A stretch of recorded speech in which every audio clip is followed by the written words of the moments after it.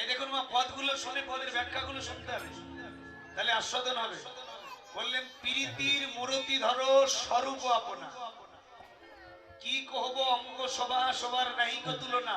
আমার মহাপ্রভু যতবার দেখছি মনে হচ্ছে একেবারে সাক্ষাৎ প্রেম দিয়ে গড়ানো, প্রেমের মূরতি। প্রীতির মূরতি ধরো স্বরূপ আপনা, একেবারে নিজের রূপটাকে পরিবর্তন করে দিয়ে একেবারে প্রেমের মূরতি ধরেছে। কেন? জীবের নাশিতে মূরতি, জীবকে দর্শন দিয়ে গৌরাঙ্গ মহাপ্রভুকে যারা দর্শন করবে তাদের জীবনে কোনোদিন কুরতি থাকবে না, সুরতিতে পরিণত হবে। নিরায় গৌর হরিবল, হরিবল হরিবল। মায়েরা, তাহলে প্রীতি শব্দের অর্থ কি আমরা একটু বলবো নাকি? প্রীতি মানে কি? প্রীতি মানে হচ্ছে প্রেম। প্রীতি মানে হলো প্রেম, প্রেম মানে ভালোবাসা, একই কথা। তাহলে প্রীতির আবিধানিক অর্থ কি? পয়রাশি রয়রাশি তয়রাশি, এ হলো প্রীতি। তাহলে প্রীতির আবিধানিক অর্থটা একটু বুঝবো। যেমন দেখুন মায়েরা, জাগতিক জগতের ভালো একটা বাসা তৈরি করতে গেলে যেমন রড বালু ইট সিমেন্ট পাথর দিয়ে তৈরি করতে হয় নাকি? তাহলে ভালোবাসা তৈরি হলো। তাহলে তোমার হৃদয় মন্দিরে যদি ভালোবাসা তৈরি করতে চাও, গৌরকে যদি রাখতে চাও তোমার হৃদয় মন্দিরে, তাহলে আগে করো ভালোবাসা। কি বললেন? আগে করো ভালোবাসা, মানে বাসাটা ভালো করো। গৌর কি সবার হৃদয়ে যায়? মা, কার হৃদয়ে যায়? যার ভালোবাসাটা ভালো তার হৃদয়ে যায়। তাহলে জাগতিক জগতের ভালোবাসা তৈরি করতে গেলে রড বালু ইট সিমেন্ট পাথর লাগে। তাহলে তোমার হৃদয় মন্দিরে গৌরের জন্য ভালোবাসা তৈরি করতে গেলে, যদি গৌরকে রাখতে চাও তোমার হৃদয় মন্দিরে, তাহলে এখানে একটা ভালোবাসা তৈরি করতে হবে। তাহলে জাগতিক জগতের রড বালু ইট সিমেন্ট পাথর দিয়ে ভালোবাসা তৈরি করলা, তোমার হৃদয় মন্দিরে কি দিয়ে তৈরি করবে? চণ্ডীদাস পদকবি ব্যাখ্যা দিলেন, প্রেমের ব্যাখ্যা, প্রীতির ব্যাখ্যা কি? পয়রাশি রয়রাশি তয়রাশি, এ হলো প্রীতি। পদকর্তা বলছেন, নয়নে নয়নে বান বরিশনে তাহাতে জন্মে পি, বদনে বদনে মধুরা লাবনে তাহাতে জন্মেরি,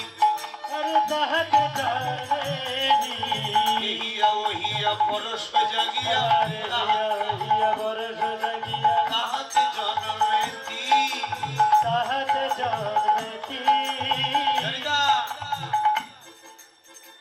কি বললেন? প্রথম পয়েন্ট হলো নয়নে নয়নে বান বরিশনে তাহাতে জন্মে পি।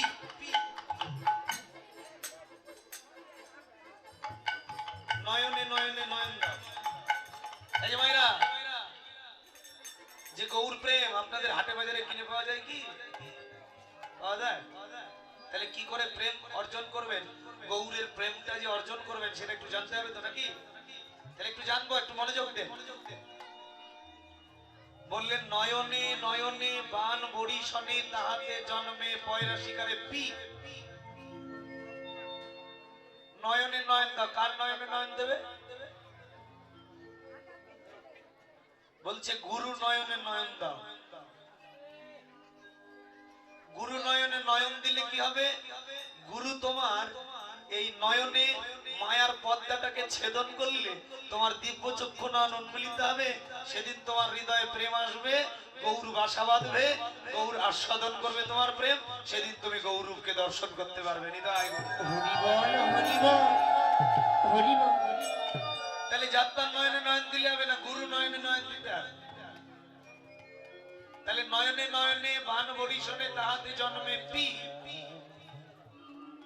বদনে বদনে মধুর আলাপনে তাহাতে জন্মে রি। বদনে মদনে মধুর আলাপন, মধুর মানে মিষ্টি, সবচাইতে মিষ্টি। আলাপন মানে কথা। এই যে মায়েরা, তাহলে জগতের মধ্যে সবচাইতে মিষ্টি কথা কোনগুলো? যেগুলো আপনারা গল্প করছেন সেগুলো কোন কথা মিষ্টি সবচেয়ে? মোবাইলে যেগুলো বলা হয় না, যেগুলো মেসেঞ্জার ফেসবুকে হচ্ছে সেগুলো, যেগুলো চ্যাট করতে হয় ওগুলো। কোনগুলো মিষ্টি কথা? ও মায়েরা, জগতের মধ্যে মিষ্টি কথা হলো একমাত্র কৃষ্ণ কথাই হচ্ছে মধুর কথা, যে কথা শুনলে জুড়ায় হৃদয়ের ব্যথা। তাহলে কৃষ্ণ কথা বলো, কৃষ্ণ কথা শোনো, তাহলে তোমার হৃদয়ে প্রেম আসবে। বদনে বদনে মধুর আলাপনে তাহাতে জন্মে রি, শেষেরটা হলো তি। এটা কিভাবে জন্মে? বলছে এহিয়া ওহিয়া পরশ জাগিয়া। তোমার এই পাপী অঙ্গটা কোন সাধু বাজারে গিয়ে যদি কোন সাধুর পরশে পরশ লাগাতে পারো, পরশমণি পাথরের লোহা টাকালে যেমন সোনা হয়ে যায়, তেমন তোমার এই পাপী দেহটা শুদ্ধ কৃষ্ণ ভক্তের অঙ্গে লাগিয়ে দিলে, ভক্তের কৃপা বলে, বৈষ্ণবের কৃপা বলে, সাধুর পরশে তোমার দেহ থেকে পাপ দূরীভূত হয়ে গিয়ে প্রেম আসবে, সেদিন তোমার গৌরের কৃপা হবে। নিতাই গৌর হরি বল, হরি বল, হরি বল, হরি বল। ও মায়েরা, এই জন্য আপনারা কীর্তনে এসে একটু কলাকলি করেন কেন? কলাকলি করেন কেন? এই যে বললেন এহিয়া ওহিয়া পরশ জাগিয়া তাহাতে জন্ম। কিন্তু একটা ঘটনা কি, আমাদের সমাজে নাটোরে এক জায়গায় কীর্তন করতে গিয়ে আমাকে বলছে, দাদা সাধুর পরশে সাধু ভাবা যায়, তে বাংলাদেশে সাধু আছে? বললাম কেন সাধু নেই? বলে আমাদের গ্রামে যেগুলো আছে তারা একটাও ভালো না। আমি বললাম দাদা আপনি ভালো তো? বলছে না আমি ভালো না। আপনার চরিত্রটা ভালো? বলেন না আমার চরিত্র ভালো। আপনার চরিত্র ভালো নয়, আপনি অন্যের বিচার করছেন কেন? আপনার চরিত্রটা আগে ভালো করো। তোমার চরিত্র যদি তুমি ভালো করো, তাহলে ভালো মানুষের দেখা তুমি পাবে। আর নিজের চরিত্র যদি খারাপ হয়, এই যে দেখুন, যার যেমন ভক্তি তার তেমন মুক্তি। সাধুতে বিচার করতে যেও না। কেমন? একজন বৈষ্ণব, এক গুরুদেব সকালবেলা ঘুম থেকে উঠে নদীর কিনারায় বসে বসে মালা জপ করছে। এক চোর ওই ঘাট দিয়ে স্নান করতে নেমে গুরুদেবকে বলছে, নিশ্চয় আমার মতো সারা রাত চুরি করে এসে বাড়িতে জায়গা পাইনি, এখানে নদীর ধারে এসে বসে আছে। তাহলে চোর কি ভাবলো বাবা? গুরুদেবকে চোরই ভাবলো। কিছুক্ষণ পরে এক মাতাল স্নান করতে নেমে গুরুদেবকে দর্শন করে বলছে, নিশ্চয় আমার মতো সারা রাত মদ খেয়ে মাতলামি করেছে, বাড়িতে গেট খুলেনি, নদীর ধারে এসে ঘুমাচ্ছে। তাহলে চোর গুরুদেবকে চোরই ভাবলো, মাতাল গুরুদেবকে মাতালি ভাবলো। কিছুক্ষণ পরে একজন বৈষ্ণব স্নান করতে নেমে গুরুদেবকে দর্শন করে চিনতে পেরেছেন। তাকে দেখে প্রণাম করে বলছে, বাহ আমার আজকে সারাদিন ভালো যাবে, সকালবেলা উঠে একজন বৈষ্ণবের দর্শন পেলাম। নিতাই গৌর হরি।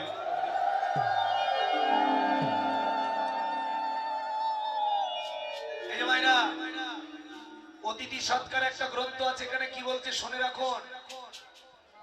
100 বছর শিলা পাথরে জল ঢেলে যে পুণ্য হয়, 100 বছর শিলা পাথরে জল ঢেলে যে পুণ্য হয়, 100 বছর পবিত্র গঙ্গা জলে স্নান করে যে পুণ্য লাভ হয়, একজন বৈষ্ণবের সেবা দিলে তার সমান পরিমাণ পুণ্য হয়। আমাদের প্রেমের ঠাকুর নরোত্তম দাস লিখে গেল, গঙ্গার পরশ হইলে পশ্চাতে পবন। পবিত্র গঙ্গা জলে কেউ স্নান করলে আগে স্নান করে পবিত্র, কিন্তু বৈষ্ণবকে দর্শন করা মাত্র পবিত্র হয়। বৈষ্ণব বন্দনা পড়বেন না, ওখানে লেখা আছে গঙ্গার পরশ হইলে পশ্চাতে পবন। আগে পবিত্র গঙ্গা জলে আগে স্নান করে পরে পবিত্র, কিন্তু বৈষ্ণবকে দর্শন করা মাত্র পবিত্র হয়ে যায়। এই জন্য বলেছেন অতিথি মানে বৈষ্ণবকে, বৈষ্ণব যদি বাড়ির দরজায় আসে তাহলে তাকে নারায়ণ রূপে দেখতে হয়। নারায়ণ কে মা? নারায়ণ ভগবান তো নাকি? নারায়ণ ভগবান না? তাহলে ভগবান রূপে দেখতে হয়। আর আমরা কি করি, একাদশীর দিন যদি কোনো বৈষ্ণব আসে, এই যে বাবু একাদশীর দিন হবে না, পরে আসেন। কেন একাদশীর দিন ভগবান খায় না? তুমি খাচ্ছ না একাদশীর দিন? তাহলে তুমি যদি খাও তাহলে ভগবানের সেবা দিতে তোমার লাগছে কেন, কষ্ট লাগছে কেন? যেমন দেখুন, আমি ঝিনাইদহতে এক জায়গায় আমার প্রেমতুলি খেতুরি জামের জন্য কালেকশনে গেছি। এক মাকে বলছি, মা আজকে তো একাদশী, দক্ষিণা দেবেন? বলে না না না বাবা, একাদশী দিন তো দক্ষিণা দিতে হয় না, পরে আসি। আমি বললাম কি হয় মা? বলছে পাপ হয়। ভালো কথা। আমি পাশের বাড়িতে গিয়েছি, ওর ছেলে বুঝতে পারলো যে পাপ হয়ে গেছে আমাদের, বৈষ্ণবকে বাড়ি থেকে খালি হাতে বিদায় করলেন। ওর ছেলে বলছে দাদা আমার কাছ থেকে 10 টাকা নিয়ে যান। আমি ওই 10 টাকা নিতে গিয়ে যেই মা বললো 10 টাকা দিলে পাপ হবে ভগবানের সেবা, ও মা দেখছি মাছ দিয়ে ভাত খাচ্ছে। আমরা কলিকালের মানুষগুলো এতটা নির্বোধ। আমি নিজে পাপ করছি, একাদশী দিন ভাত খাচ্ছি, পঞ্চশস্য খাচ্ছি, ওটা অপরাধ নয়, কিন্তু ভগবানের নামে সেবা দিলে অপরাধ হয়ে যায়। এটা এতটা নির্বোধ। মাছ দিয়ে ভাত খাচ্ছে এটা পাপ নয়, কিন্তু বৈষ্ণব সেবা দিলে পাপ।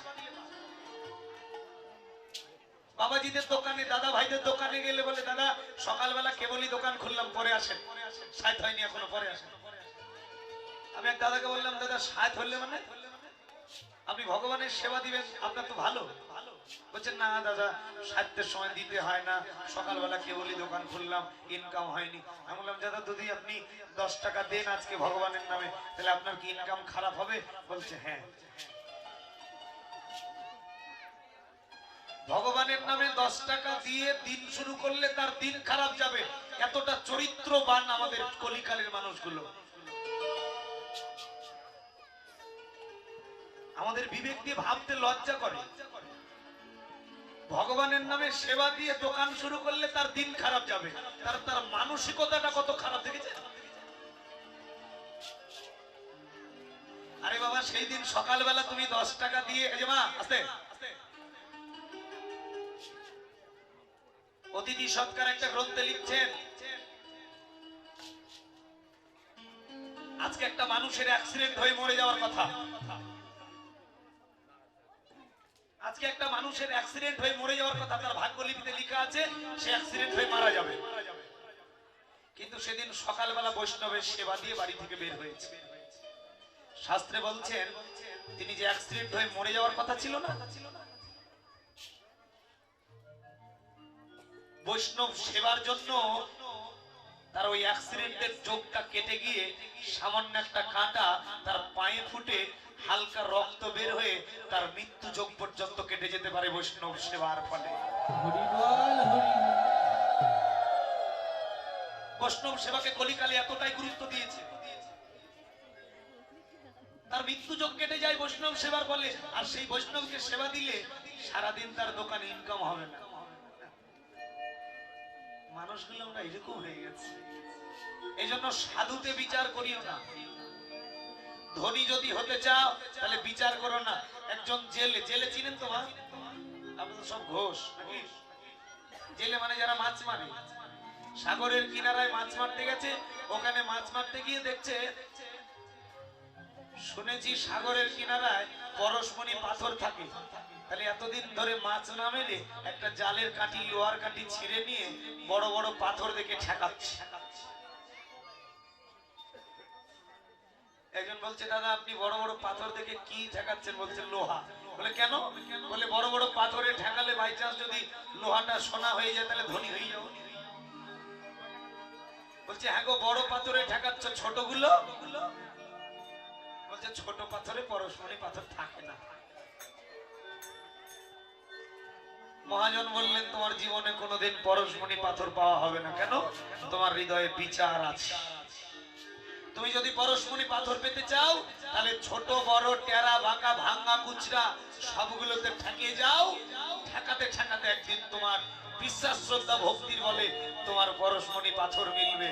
তুমি যদি সাধু সঙ্গ করতে চাও, গৌরের কৃপা পেতে চাও, বৈষ্ণবের কৃপা পেতে চাও, তাহলে বিচার করো না কিবা ব্রাহ্মণ কিবা ক্ষত্রিয় কিবা বৈশ্য কিবা শূদ্র কিবা হিন্দু কিবা মুসলমান কিবা বৌদ্ধ কিবা খ্রিস্টান কিবা ছোট কিবা বড় কিবা আবাল কিবা বনিতা, সকলের অন্তরে তুমি ঠেকে যাও। তোমার বিশ্বাস শ্রদ্ধা ভক্তি যদি ঠিক থাকে, ভগবান তোমার দরজা একদিন শুদ্ধ বৈষ্ণবের দর্শন মিলিয়ে দেবেন।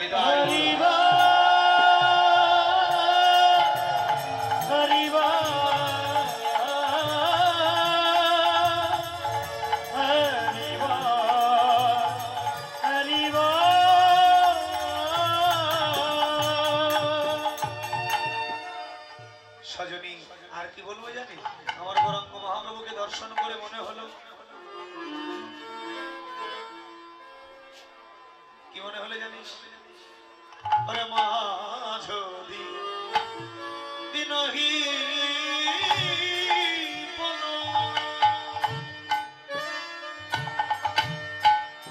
দেখো বসনে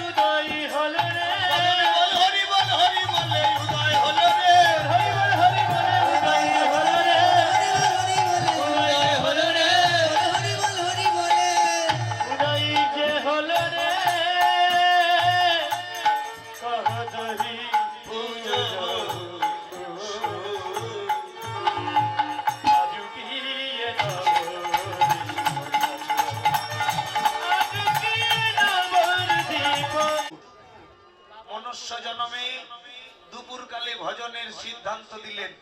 ভজন যদি করতে হয়, গৌরকে যদি ভজতে হয়, কৃষ্ণ নাম যদি করতে হয়, তাহলে দুপুর কালে করো, অর্থাৎ যৌবন কালে করো।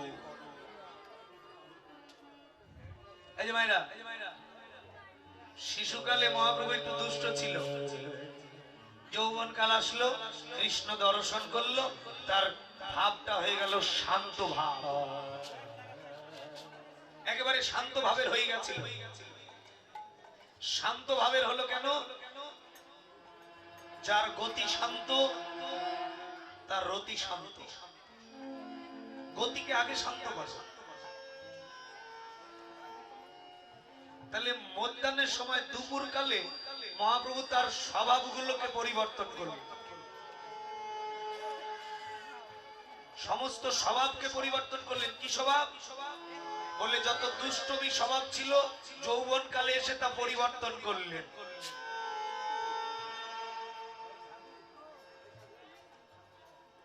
যৌবন কালে কেন পরিবর্তন করলেন বাবা? শিশুকালে তো করতে পারতো নাকি? ও মায়েরা, মহাপ্রভু জানিয়ে দিচ্ছেন ভজন যদি করতে হয়, কৃষ্ণ নাম যদি করতে হয়, তাহলে যৌবন কালে করো। যৌবন কালে কৃষ্ণ নাম করলে নামের কৃপা হবে, আর বৃদ্ধকালে নামের কৃপা হবে না। কেন যৌবন কালে করলে হবে, না করলে হবে না কেন? তাহলে আমাদেরকে একটু জানতে হবে যে যৌবন কালটা মানুষের জীবনে কতটা গুরুত্বপূর্ণ। যৌবন কালে কৃষ্ণ নাম করলে হবে, নইলে হবে না কেন? এই যে ভাইরা, ও দিদি ভাইরা, আরে আপনাদের দেশে এক একটা ফসল এক এক সময় হয় না, যে যে কোনো ফসল যে সময় লাগালে সে সময় হয়ে যায়? হ্যাঁ? এক একটা ফসলের এক একটা সময় আছে। যেমন দেখুন, মাসকালের কথা বলি। এই মাসকালাইটা ভাদ্র মাসে বন্যা নেমে গেলে লাগাতে হয়। আচ্ছা, ভাদ্র মাসের মাসকালাই যদি কেউ চৈত্র মাসে লাগায় হবে? গাছ হবে কিন্তু ফল আসবে না। যৌবনকালটা মানুষের জীবনে এতটাই গুরুত্বপূর্ণ, যৌবনকালে যদি কেউ কৃষ্ণ নাম করে তাহলে নামের কৃপা ফল আসবে। আর যদি যৌবনকালে না করে, ওই যে মাসকালে যেমন ভাদ্র মাসের মাসকালে যেমন চৈত্র মাসে লাগালে হবে, নইলে হবে না। যৌবনকালে কৃষ্ণ নাম করলে হবে, নইলে কৃষ্ণ নামের কৃপা হবে না। নিতাই গৌর হরিবল। হরিবল হরিবল হরিবল। শুধু তাই নয় গো, এই যে ভাইরা, যৌবন কালটা মানুষের জীবনে শ্রেষ্ঠ কাল। এ কালে যদি কেউ ভজন করতে পারে তাহলে ভগবানকে পাবে, নইলে পাবে না। গরু যদি ফসলের মধ্যে দিয়ে হেঁটে যায়, তাহলে এই সাইডের একবার ফসল তুলে খায়, এই সাইডের একবার ফসল তুলে খায়। তা গরু যদি ফসল দেখলে খালি খাই খাই করে। এজন্য কৃষক মহাশয় গরুর স্বভাবটা পরিবর্তন করার জন্য ওর মুখে কি লাগিয়ে দিল? কি বলে আপনাদের দেশে? গোমায়, গোমায়, ঠুসি বা টুনি, লাগিয়ে দিল। কেন? যাতে ফসলের মধ্যে থাকলে আর ফসল খেতে না পারে। যৌবন কাল আসলে তোমার দেহের মধ্যে 10টা গরু জাগ্রত হয়। কয়টি গরু? 10টি। কি কি? চক্ষু, কর্ণ, নাসিকা, জিহ্বা, ত্বক, উপাস্ত, পায়ে, হস্তপদ ইত্যাদি। এই যেগুলো এক একটা গরুর মতো স্বভাব হয়ে যায় যৌবন কাল আসলে। গরু যেমন ফসল দেখলে খাই খাই করে, এই ইন্দ্রিয়গুলো যৌবন কাল আসলে যার তার ফসল ধ্বংস করবার জন্য প্রচেষ্টায় তাকে ধ্বংস করতে পারে। তাহলে গরুর মুখে টুনি লাগালে তোমার ইন্দ্রিয়ের মুখে যদি টুনি না লাগাও, তাহলে ধর্ম হবে? এই যে বাবা, কীর্তনটা এটা আন ভাবলে হবে না। কারণ আপনি ধুতি পরেছেন, তিলক কেটেছেন, অন্তরে কৃষ্ণ নাম গাইছেন, বহিরাঙ্গে পোশাক পরেছেন, কিন্তু আপনার ইন্দ্রিয় দমন হয়নি, আপনার চোখ ভালো হয়নি, বদন ভালো হয়নি, আপনার কর্ণে এখনো আন কথা শুনে পদ দিয়ে আন জায়গায় যায়, আপনি ধার্মিক নহেন। ডানায় আপনি কৃষ্ণ নাম লিখেছেন, কিন্তু আপনার নজর ভালো হয়নি, আপনার মন এখনো ঠিক হয়নি। ইন্দ্রিয়ের রাজা হচ্ছে মন। এই জন্য এগুলোকে আগে দমন করতে হবে। ধর্মটা কোথায়? ধর্মটা দিয়ে ইন্দ্রিয়কে দিয়ে। আপনার ইন্দ্রিয় ঠিক আছে, ধর্ম ঠিক হবে। ইন্দ্রিয় ঠিক নেই, ধর্ম ঠিক নেই। কেন আপনারা বলেন না যে ছেলেটা সাধু হয়েছে কিন্তু চোখের নজর ভালো হয়নি? কেন বলেন না আমাদের গ্রামে সাধু আছে কিন্তু তার মুখের ভাষা খারাপ? কেন? মুখের ভাষা ভালো হয়নি, তার মানে এখনো তার ইন্দ্রিয় দমন হয়নি। ইন্দ্রিয় যতদিন পর্যন্ত দমন না করবে, ইন্দ্রিয়ের মুখে টুনি না লাগাবে, ততদিন পর্যন্ত তার কৃষ্ণ ভজন হবে না, একনিষ্ঠ কৃষ্ণ প্রেম তার অন্তরে জাগ্রত হবে। এই জন্য ইন্দ্রিয়গুলোকে টুনি লাগাও। কি করে? এই দেখুন, সকালবেলা ঘুম থেকে উঠে প্রতিদিন কৃষ্ণ দর্শন করো। কৃষ্ণ দর্শনের ফলে তোমার এই দুটি চোখ, কৃষ্ণের কৃপা ফলে এই দুটি চোখ এমন ভাবে টনি লাগা হয়ে যাবে যে এই চোখ দিয়ে আন দৃষ্টি আর কারো প্রতি দেবে না।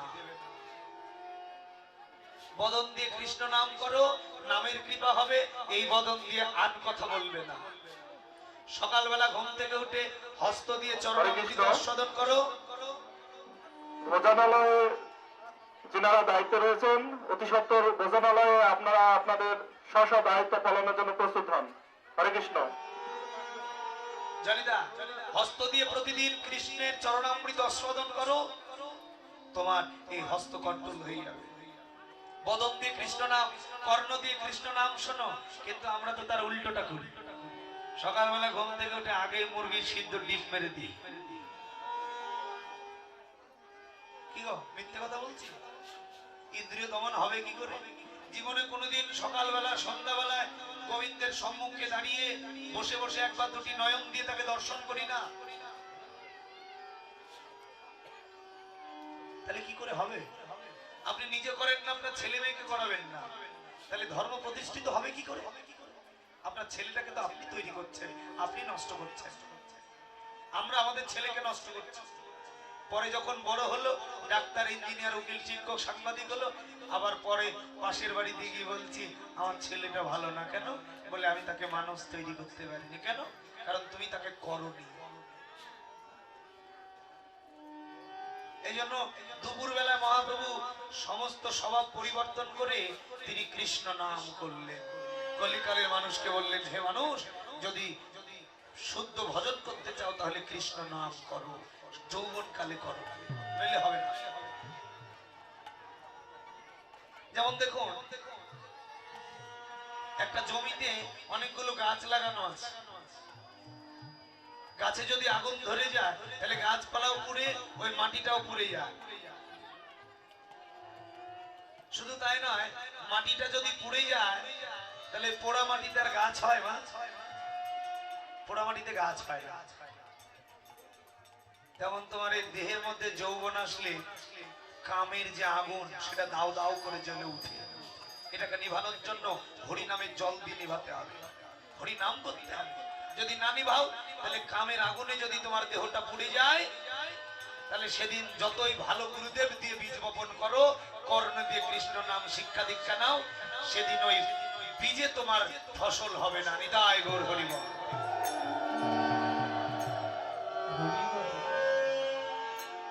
এজন্য দুপুরের বেলা আমার মহাপ্রভুর স্বভাব পরিবর্তন করে কৃষ্ণ নাম করলেন। আমরা একটু দুপুর বেলা একত্রিত হয়েছি, সবাই কৃষ্ণ নাম করবো। সবাই দুটি বাহু তুলে মহাপ্রভু কৃষ্ণ নাম করছেন, আমরাও করবো। একবার বললো রে বদনে, শোনো রে শ্রবণে, মধুমাখা হরি নাম। হরি বল, হরি বল। হরি বদনে শোনো হে শোভনে, মধুমাখা হরি নাম। যে নামে গুণে জ্বালা দূরে যাবে, পূর্ণ হবে মনস্কাম। বলো রে বদনে, শোনো রে শ্রবণে, মধুমাখা হরি নাম। হরি বল, হরি বল। বলো রে বদনে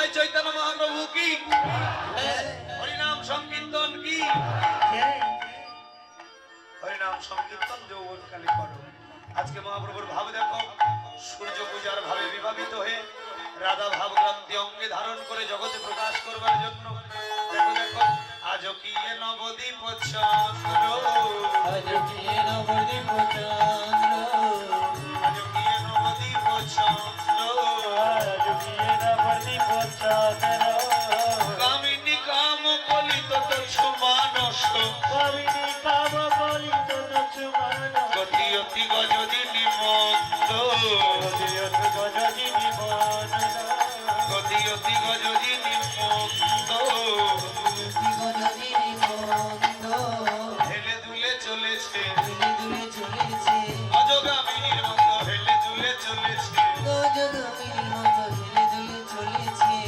কি বললেন? কামিনী কাম কলিত তুচ্ছ মানস। মহাপ্রভু যখন চলছিলেন তখন থেকে মনে হচ্ছে কামনা বাসনা শূন্য, নিষ্কাম কর্ম। গীতায় বললেন তোমার চলাটা হবে, কর্মটা করবে কিন্তু নিষ্কাম কর্ম করবে। কেন? তোমার ভিতরে কোনো কামনা বাসনা থাকবে না। গাছ লাগালে কিন্তু গাছের ফলদাতা আমার অনাদিরাদি শ্রীকৃষ্ণ, তার উপর ভরসা করতে হবে। এটাকে বললে নিষ্কাম কর্ম। আর তুমি গাছটা লাগালে অমনি বলে দিলে এ গাছের ফলদাতা আমি। একটা গাছ লাগানোর পর বলে দিলে, কাউকে নিমন্ত্রণ দিলে যে গাছ লাগাবার আগামী বছর তুমি এসে ফল খেয়ে যাও, এটা হচ্ছে সকাম কর্ম। কেন? কারণ তুমি গাছটা লাগালে বটে কিন্তু আগামী বছর তোমার কাছে ফল আসতে পারে নাও পারে, তোমার কাছে ফল দিতে পারে ভগবান, নাও দিতে পারে। তাহলে গাছ লাগানোর পর ভগবানের চরণে আত্মসমর্পণ করে দিতে হবে। সংসারটা করেছো, সন্তান সন্ততি হয়েছে, সকল কিছু গোবিন্দ চরণে আত্মসমর্পণ করো, এটা হলো নিষ্কাম কর্ম। তো মহাপ্রভু চলছেন, একেবারে হাতির গতির সঙ্গে তুলনা করলেন। কেন? একেবারে ধীর শান্ত নম্র ভদ্র গতিতে চলেছেন। কেন? বৈষ্ণবের চলাটা হবে ঠিক এইরকম। ত্রিনাদপি শনিজন তরুরী বস ইষ্ণনা, অমানিন মানিদে কীর্তনিয়া সদাহরি। তৃণ মানে ঘাস, দুর্বা ঘাসে যেমন কেউ পদদলিত করলে আবার মাথা তুলে দাঁড়ায়, ঠিক তেমনি বৈষ্ণবের চলাটা হবে এরকম, রাগ শূন্য, কামনা বাসনা শূন্য। এই মায়ের আপনাদের রাগ আছে? আছে না? রাগ আছে? ও বাবা, যাক স্বীকার করেছেন রাগ আছে, কামনাও আছে। মহাপ্রভু বললেন কাম থাকতে প্রেম নয়, শাস্ত্র সাধুর সিদ্ধান্ত। কাম গেলে মোহ যায়, তাকে বলা হয় মহান্ত। আমরা টাইটেল লাগিয়েছি মহান্ত, কিন্তু এখনো কাম আছে, এখনো জ্ঞানের প্রদীপ জ্বালেনি, এখনো কামনা বাসনা, এখনো কি রাগ, দেহের মধ্যে ক্রোধ। কাম ক্রোধ লোভ মোহ মদ মাৎসর্য, এই ছয়টি যতদিন পর্যন্ত দেহে বসবাস করবে ততদিন তোমার শান্ত ভাব আসবে না। আর শান্ত ভাবই হচ্ছে ভক্তদের মধ্যে শ্রেষ্ঠ ভাব। দীনতায় কৃপা লাভের একমাত্র উপায়। দীনতা কৃপা লাভ করতে গেলে দীনতা স্বীকার করতে হবে। মনে করবেন আমি অনেক কিছু জানি, আমার অনেক কিছু আছে, আমি এর থেকে বেশি ভালো জানি, বলে না অনেকে, বলে না? এটা হচ্ছে অহংকার, তার মধ্যে শান্ত ভাবটা নেই। এই জন্য মহাপ্রভু শিখিয়ে দিচ্ছেন, আবার পদকর্তা পদ লিখছেন মহাপ্রভুর ভাব দর্শন করে। দেখো দেখো বাম ভুজৈব শনিমুখ ঝাপই, বাম ভুজৈব শনিমুখ ঝাপই, বাম নয়নে ঘন চায়, বাম নয়নে ঘন চায়, বাম নয়নে ঘন চায়, বাম নয়নে ঘন চায়, যেন বাবা নায়িকা, যেন বাবা নায়িকা, কৃষ্ণ ভজনের পথে যেন বাবা নায়িকা, কৃষ্ণ ভজনের